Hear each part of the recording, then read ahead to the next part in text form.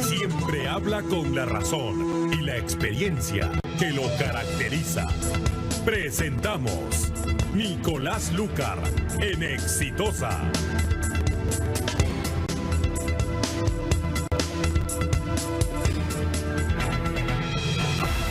Muy buenos días y bienvenidos a los que recién se unen a la sintonía de Exitosa. Estamos en todo el Perú, más de 65 ciudades, en Lima en el 95.5 de la FM, Exitosa. En internet en vivo, en televisión, en el canal 11 de Movistar. Asústense, porque estamos creciendo y nadie nos para.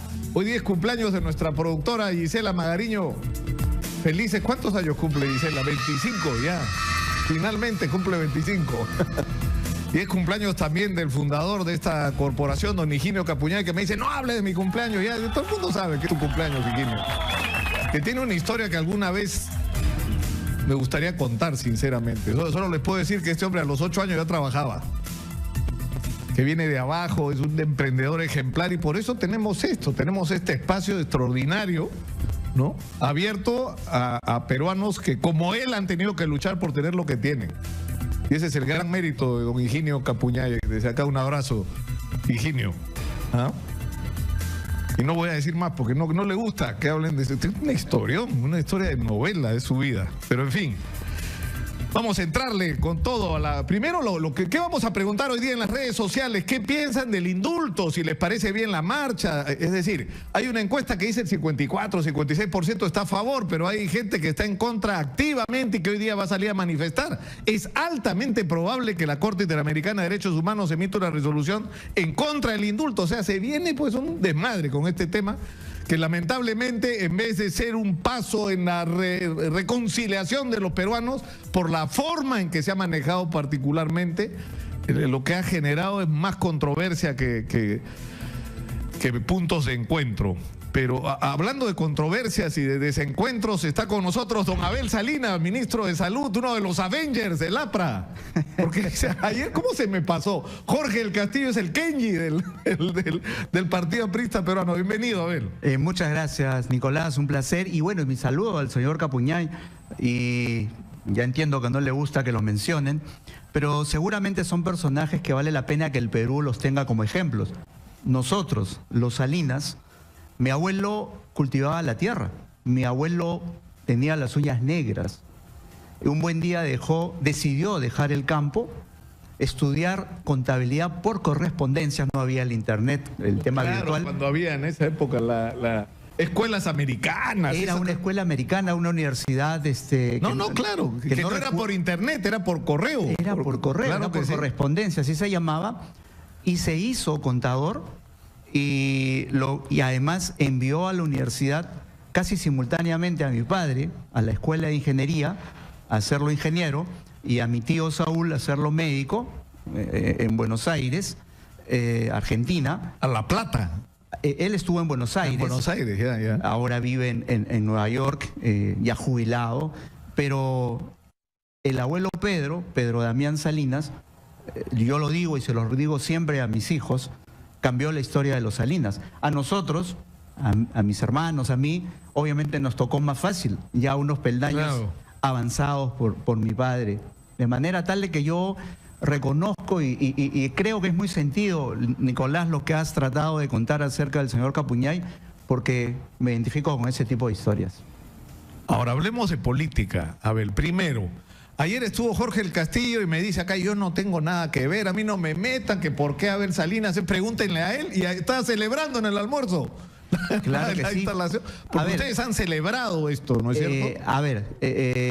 Lo primero, yo recibo la invitación de la Premier hace algunos días previos nada más, muy pocos días previos a la juramentación, y entendí que habían muchas personas a las que ella estaba entrevistando. He leído en la mañana unas declaraciones en Gestión. Inmerecidamente ella se sintió muy impresionada, es una palabra similar que uso en la entrevista, con mi trabajo. Yo soy un profesional médico, empecé en un hospital público como asistente, llegué a ser director, luego pasé al ministerio, fui asesor de algunos ministros de salud, estuve en el Consejo Nacional de Salud, en la Superintendencia de Salud, a nosotros fui superintendente adjunto, de manera que mi trabajo público y mi trabajo por la niñez, por la infancia o por la salud en general, es un tema que yo vengo trabajando desde hace mucho tiempo. Seguramente eso fue lo que le interesó. Ahora, el problema, Abel, es que esto te ha costado la expulsión del partido, aunque estoy leyendo acá que el Comité Ejecutivo Distrital de La Victoria, es decir, no solo ha recibido el respaldo, el saludo de dirigentes como Jorge el Castillo, sino de comités de base, ¿verdad? Para que ven con simpatía el que tú estés en el gobierno, ¿no es cierto? Y no sí, solo tú, ¿no? Sino... Yo lo que veo, además, es que si bien es cierto, esto tiene sus ordenamientos internos donde se maneja. Yo presenté una licencia, seguramente se tramitará. Y con mucha satisfacción he escuchado no solamente al secretario general, al congresista, al compañero Elías Rodríguez, refiriéndose a que esto tiene su procedimiento, pasará a una serie de comités y se verá. Si procede o no procede, yo no voy a discutir una licencia en una amnistía en un set de televisión, por más que seamos, y respeto tu programa, porque eso es un tema interno. Y yo creo que ha sido... Ahora, ha sido un exabrupto, ¿no? Alan García ha salido así a darles con palo, estaba muy molesto, los han considerado traidores y no sé... O sea, yo no tengo y la expulsión como que ha sido un procedimiento que en todo caso debió seguir otro curso, ¿no? Yo no sé si el presidente... O sea, ayer Jorge del Castillo decía, Alan García se ha pasado años hablando del debido proceso con respecto a sí mismo y no lo aplica con respecto a sus propios compañeros. Yo la verdad que no he recibido ningún comentario del presidente García. Es cierto que yo no soy de su entorno cercano, me tocó conocerlo y trabajar con él en plan de gobierno en la última campaña. No tuvimos mucho éxito, pero lo trabajamos y así lo conocí. Yo la verdad es que no he escuchado algo diferente en él y por el contrario, sí es cierto que he recibido mucho respaldo de muchos compañeros, de muchos lugares y precisamente a lo que se hace mención el día de ayer, después del Consejo de Ministros, que fue muy largo, todavía teníamos un almuerzo, sobre las 2:30, 3 de la tarde, cuando recién acabó el Consejo, pero le pedí autorización al propio presidente y a la Premier para reunirme con los médicos apristas, que hace más de 12 años almorzamos los miércoles. Yo voy con cierta regularidad, a veces por el trabajo no se puede, y donde han pasado muchísimas personas, apristas y no apristas, técnicos de diferentes lugares. Y ayer lo que se trataba, estuve muy poco tiempo lamentablemente, se trataba de felicitarme, porque además lo que yo represento no es solamente mi propio trabajo, lo que hemos trabajado en equipo, dentro del partido y fuera del partido es muy amplio. Así que yo es lo que recibí, una felicitación. Ahora, a ver, vayamos al asunto que... Es decir, estamos en una situación políticamente muy complicada y va a ser muy difícil, pero hay que lograrlo, que el país siga funcionando más allá de lo que diga Barata la próxima semana, que va a ser destructivo para la clase política, ¿no es cierto? Y que los grandes problemas del país tengan respuesta y que esta sea una respuesta continua y que corresponda a políticas de Estado, por ejemplo, en la situación de salud. Y la salud pública en el Perú, es decir, te voy a contar, Abel, un caso absolutamente cercano a mí. Hay una persona, se llama Bertoni Gómez, que trabaja conmigo hace muchos años. Su mujer tuvo un problema, no creo que sea infidente si lo revelo, tuvo esta preeclampsia, ¿no es cierto? No, preeclampsia no se llama, prolapso. Ok. Me llamó desesperado, fue a salud, además al superhospital que hay en Villa María, no sé cómo se llama, no me acuerdo ahorita. Kailin. El Kailin, ¿no es cierto? Sí, es una asociación público-privada. Entonces... llamé a las amistades que hay con los periodistas, con la gente que maneja imagen y logramos que operen a su esposa relativamente rápido. A ver, hace más de un mes que esta mujer tiene una sonda. No consigue una cita con un urólogo. Le ha dado, no una, 2 infecciones en el camino. Y ha terminado yendo a una clínica privada para que vean qué hace con su salud. ¿Me entiendes? O sea, sigue el problema de la cita, sigue, Y hay un clima de desmoralización en el personal que el que paga finalmente es el paciente, ¿no es cierto? Porque o sea, no puede ser que la salud en el Perú, en un lugar como de salud además, porque no te estoy hablando de los hospitales públicos, te estoy hablando de un hospital de asegurado donde tú pagas por tu derecho a ser atendido como la gente. Es un derecho... O sea, más de un mes con una sonda en tu casa, o sea, ya váyase a su casa con su sonda, pero se me puede infectar. Bueno, pues así estamos. Así ¿Qué es. vamos a hacer? Así es, Nicolás. Precisamente esa es la razón por la que yo estoy y he aceptado estar en el ministerio. A mí, evidentemente, cómo no me va a causar indignación ver en las mañanas las interminables colas, la gente que se amanece mendigando una atención, llegar a un establecimiento que le faltan recursos humanos, que a veces no hay médicos o no hay insumos, no hay citas, no hay medicamentos, y que la gente... ya no solamente los niños, que es la vocación primordial para mí, por defecto, por default, por ser pediatra. Por ser pediatra, claro. Exacto. ¿Cómo no va a motivar a que uno ponga el hombro y se sume? Precisamente sería muy fácil, pues, asumir un cargo cuando las cosas están caminando bien. Pero en estos momentos difíciles... Es un reto. Míralo en lo del hospital de Pasamayo. Acá estuvimos nosotros conversando con el hermano de uno de los sobrevivientes, este fisioculturista, que fue un milagro que sobreviviera al accidente de Pasamayo. Lo llevan al hospital. En el hospital no había tomógrafo. Y te juro, Abel, hace un año hablábamos que no funcionaba el tomógrafo en el hospital. Entonces, ¿qué se hace? Se terceriza, ¿no es cierto?, el servicio del tomógrafo, pero como el CIS le debe a los señores que dan el servicio privado, entonces no atienden a los pacientes porque hasta que el CIS no paga. Entonces, están muy mal las cosas. A ver, ¿cómo hemos podido llegar a ese límite, a ese extremo? Y fíjate, Nicolás, que lo que se tiene que hacer, estoy seguro que todos los actores en salud, los gremios, el Colegio Médico, la Federación Médica, el Sindicato de Enfermeros, los trabajadores, todos los que tengan que ver con la salud, todas las organizaciones profesionales, estoy seguro que vamos a coincidir en que lo que necesitamos es reforzar nuestro primer nivel de atención, que es el anillo de contención, donde el 80-85% de la patología, de las enfermedades que adolecen nuestra población pueden ser solucionadas. Lo que hace falta en un modelo preventivo promocional, y lo que hace falta es tomar la decisión.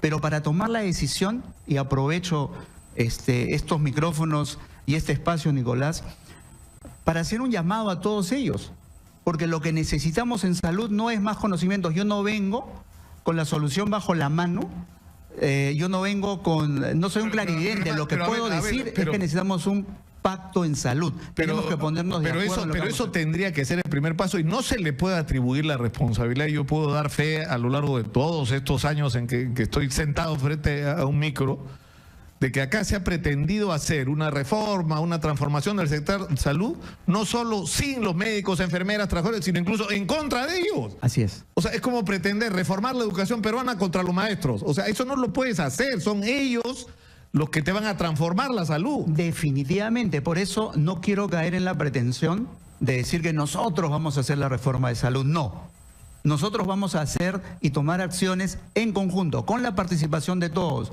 Invito a todos a este pacto. Y después de eso los resultados dirán si verdaderamente hicimos los cambios, si verdaderamente fue la reforma o no. Yo no la vengo a anunciar, yo vengo a anunciar un pacto en salud.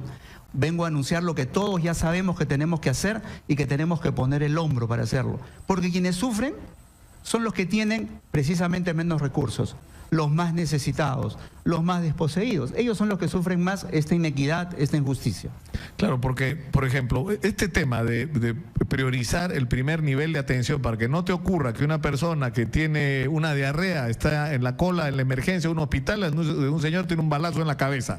Así es. Es decir, se juntan pacientes que podrían ser atendidos en una posta con pacientes que requieren una atención altamente especializada. Y eso es por el colapso del nivel primario de atención. Así es, y porque no estamos, claro, no estamos ordenando esa oferta que nosotros la llamamos, nuestra oferta y la demanda que existe, no la estamos...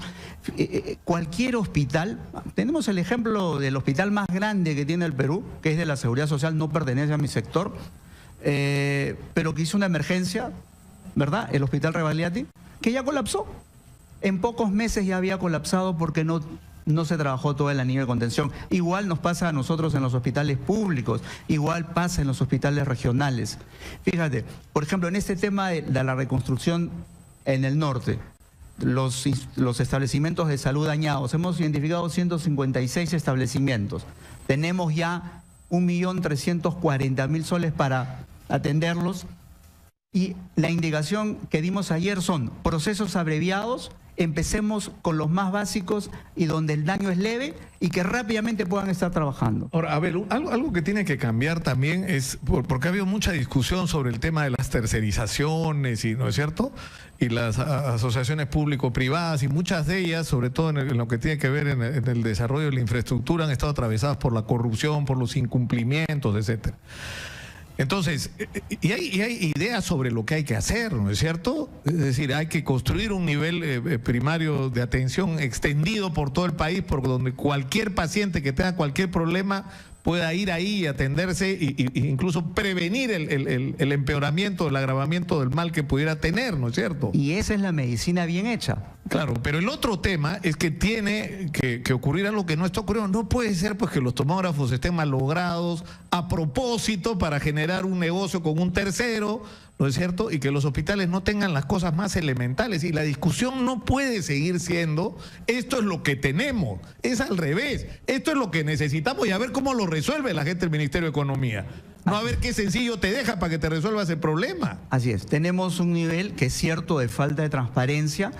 No puedo dar fe en este momento a algún caso explícito de corrupción. Seguramente los iré conociendo en el tiempo.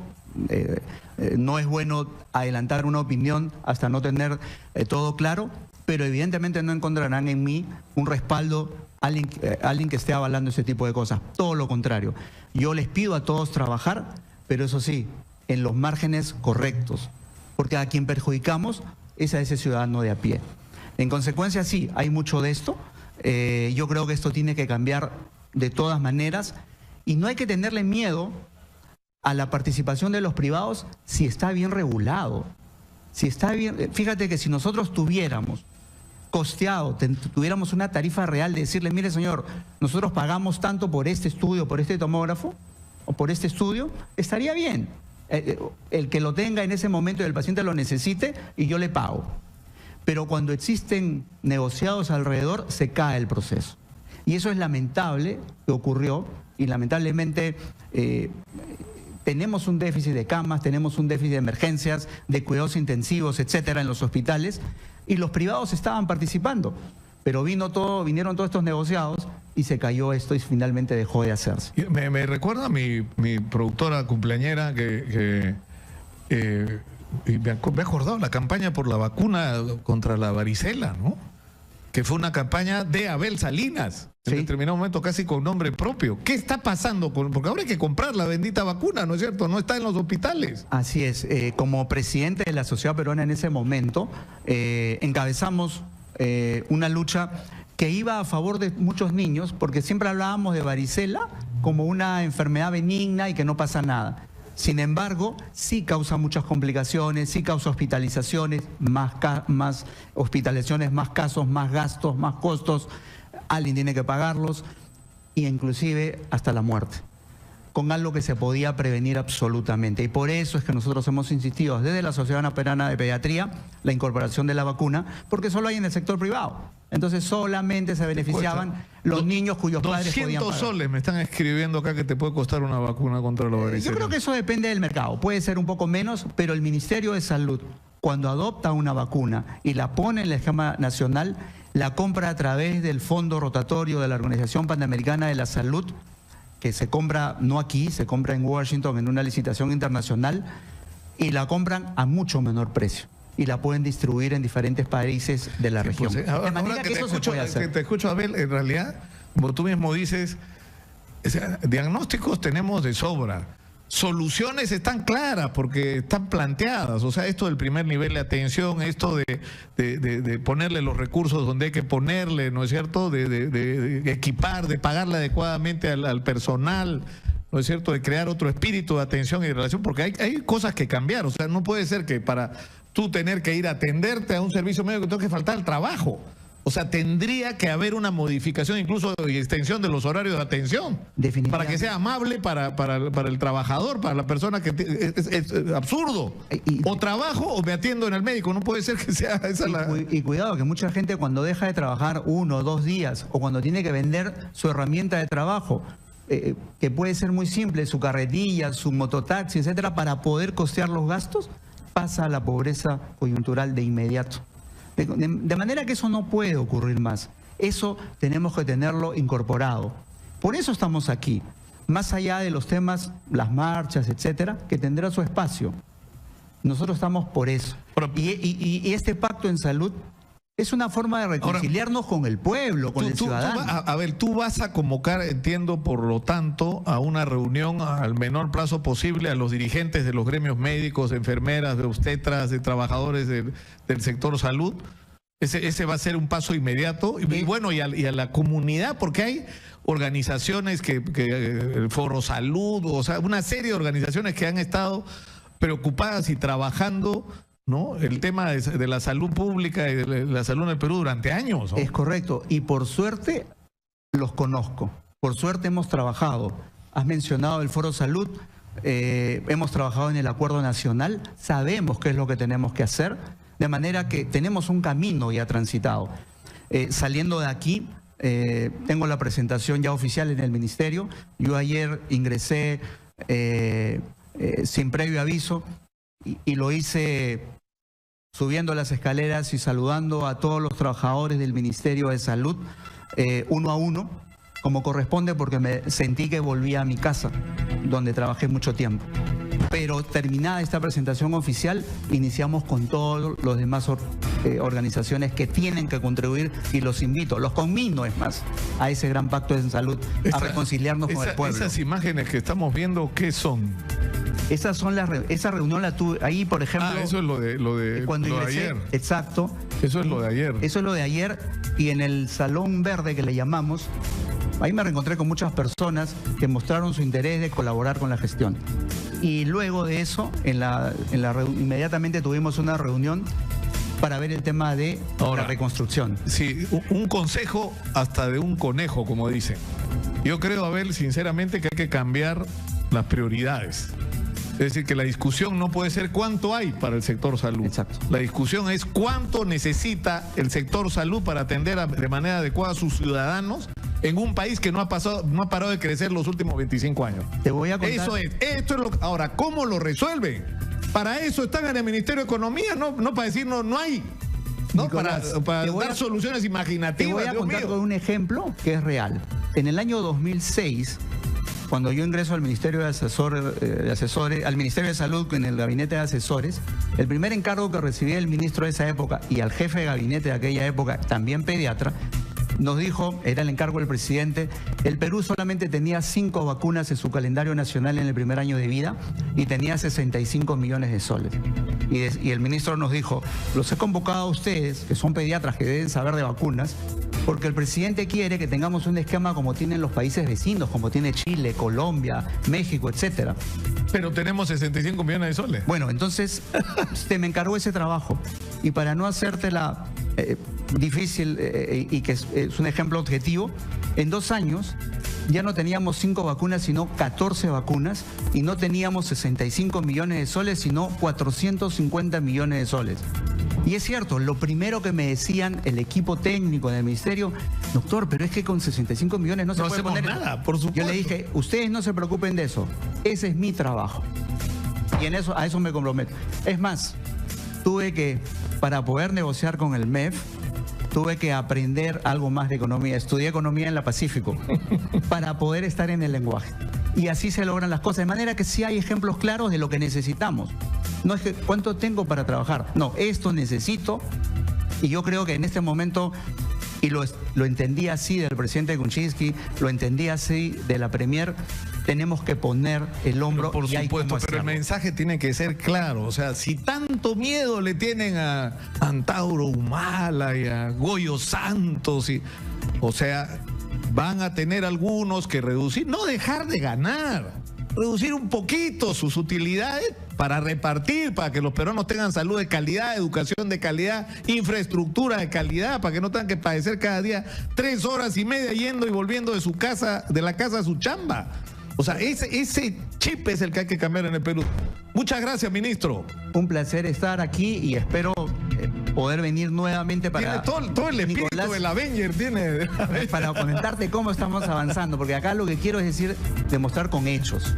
Pero ¿por qué no hacemos? Bueno, es incierto el destino, mucha gente tiene el destino político, pero yo creo que no sé, tenemos que encontrar, y todos tendríamos que ayudar en esto, a que más allá de la zozobra política que va a venir, no se detengan determinadas cosas. Así es. Políticas de salud, políticas de seguridad, políticas de educación que no pueden parar. ¿No es cierto? La economía no puede parar. No sé cómo lo vamos a hacer. Ese es el reto que tenemos delante. Tenemos que meter preso a todo el que tenga que ir preso. Claro.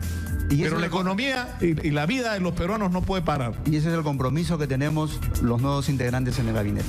Muchas gracias, Abel Salinas, por estar con nosotros. Vamos a la pausa. Y dígale a Meche que parte de la reconciliación tiene que ser que venga exitosa, pues Meche. No sea terca, qué terca que puede ser, ¿no? Así es. Es brava, Meche. Brava. Va a venir, ¿ah? Va a venir. Seguro que sí. Muchas gracias una vez más, Abel Salinas. Vamos a la pausa, regresamos con más. Esto es Exitosa. Vamos a hablar de las lluvias, que no solamente, no es que ya vienen, ya empezaron. Ya empezaron. Regresamos.